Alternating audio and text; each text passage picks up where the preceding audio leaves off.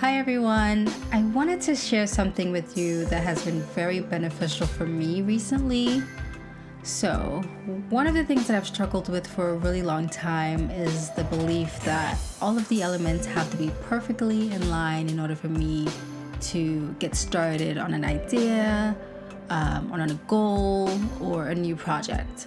Many times there were things that I didn't start or finish because I would tell myself that I'm not in the right headspace right now, or that I needed to wait for the right moment, or that I wasn't motivated or inspired to get started. Usually when a new and exciting idea comes along and the inspiration and motivation to bring that idea to life comes with it, but no action is taken, it can seem like life moves on so quickly. Before you know it, 3 months has passed and you haven't started. Life can sometimes feel like we're in a time lapse. Many of us struggle with procrastination, but for me, one of the most important things that I realized was that I personally became crippled by my fear and doubt.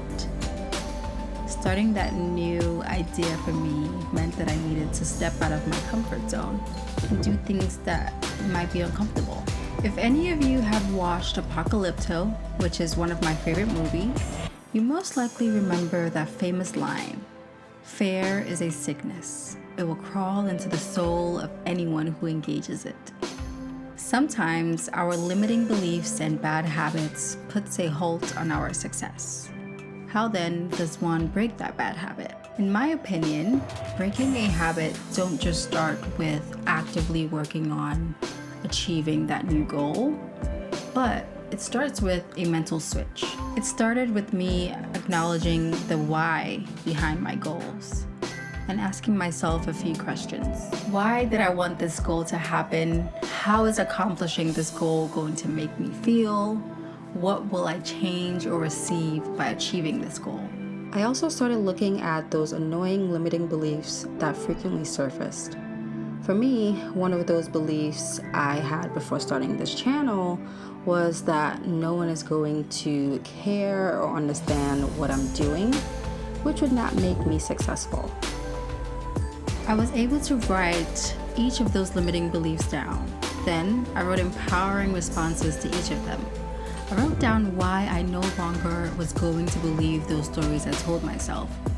I was able to emphasize on why those beliefs were not true, and why I was choosing to leave those beliefs behind and believe in a new and more empowering story instead. I told myself that the work that I'm putting out is to inspire and motivate others, and someone will be able to find value in my art in some way. Then I imagined myself a year from now, and my goals have been achieved, and what my life looks like in that moment. I started to step into the feeling of achieving those goals and visualizing myself living the life I desire. Quick question. Do you know that the human brain don't know the difference between reality and fiction? It can't tell the difference between something that you're thinking about and something that's actually happening. Visualizing for me has been something I found to be extremely helpful in alleviating some of my fears and anxiety. Starting a new goal and sticking to it can be really tough, but constantly reminding yourself of the why and also reminding yourself that those limiting beliefs are not true is the first step to achieving those goals. Then, the only thing left for you to do is effectively plan, execute, and try your best to stay consistent. Doing this has been very beneficial for me so far. I really hope that you take a moment to look at some of the limiting beliefs that you have set for yourself and work towards understanding why those beliefs are not true.